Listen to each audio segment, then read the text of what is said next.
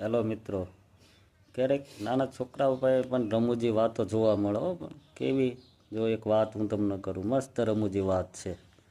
એકવાર સાહેબ નાના છોકરાઓના ભણાવતા હતા નિશાળિયાઓ.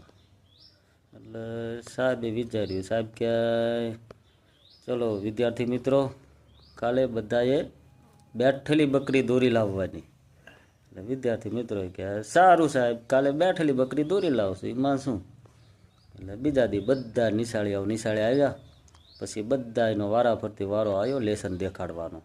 એટલે પહેલાં મગનનો વારો આવ્યો, હાલે મગન બતાય તે કેવું લેસન કર્યું છે.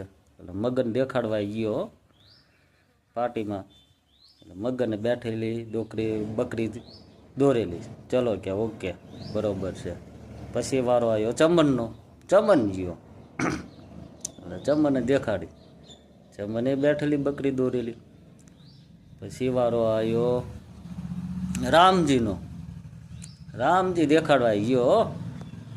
એટલે રામજીનો વારો આવ્યો. એટલે રામજી તો પાર્ટી લઈને દેખાડવા ગયો ભાઈ. અને આમ સાહેબને દેખાડી. એટલે સાહેબ ક્યાં, એટલે તને કીધું નહોતું કે બેઠેલી બકરી દોરી લાવવાનું, તે જ ઊભી બકરી દોરી.